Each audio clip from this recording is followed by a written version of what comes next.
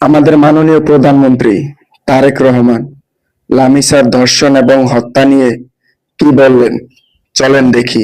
রামিসার এই হত্যাকারীর সর্বোচ্চ শাস্তি ইনশাল্লাহ আগামী 1 মাসের মধ্যে নিশ্চিত করবে এবং সেই সর্বোচ্চ শাস্তি হচ্ছে মৃত্যুদণ্ড।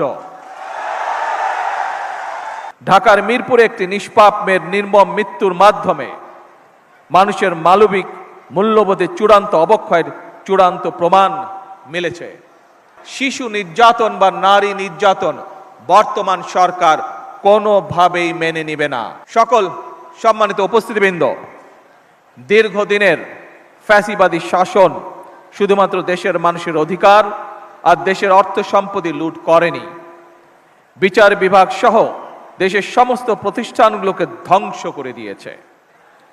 সবচেয়ে যেটি বড় ক্ষতি হয়েছে, বিশেষ করে বিতাড়িত ফ্যাসিবাদের সময় মানবতা, মানবিকতা এবং দেশের আবহমানকালের ধর্মীয় সামাজিক মূল্যবোধগুলোকে একেবারেই বিনষ্ট করে দেওয়া হয়েছে।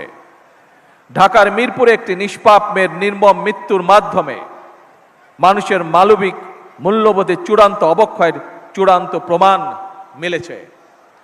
প্রিয় উপস্থিতিবৃন্দ, প্রিয় ভাই বোনেরা, এ বিষয়ে একটি কথা আজকের এই অনুষ্ঠানে আমি পরিষ্কারভাবে আপনাদের সামনে তুলে ধরতে চাই। এই ধরনের শিশু নির্যাতন বা নারী নির্যাতন বর্তমান সরকার কোনোভাবেই মেনে নেবে না এবং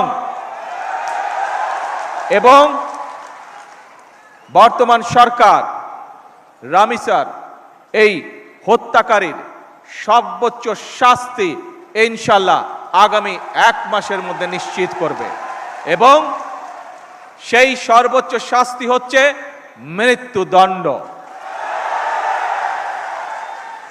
যাতে করে ভবিষ্যতে আর কোনো ব্যক্তি মানুষ এইভাবে শিশু বা নারী নির্যাতন করার সাহস না পায়। উপস্থিত সম্মানিত সকল উপস্থিতিবৃন্দ, একটি নিরাপদ মানবিক রাষ্ট্র এবং সমাজ প্রতিষ্ঠা করতে হলে আমাদেরকে আইনের শাসন প্রতিষ্ঠা করতেই হবে। রাজনৈতিক সংস্কৃতির পরিবর্তন ঘটাতে হবে।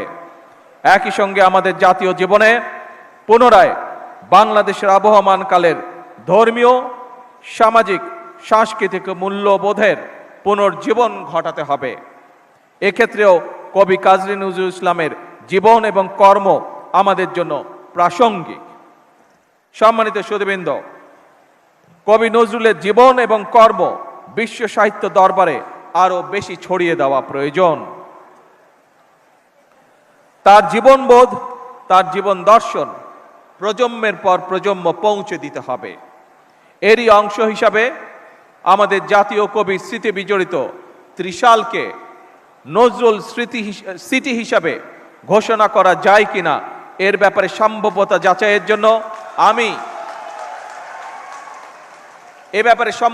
যাচাইয়ের জন্য আমি সংস্কৃতি মন্ত্রণালয় এবং পর্যটন বিভাগের প্রতি আহ্বান জানাবো।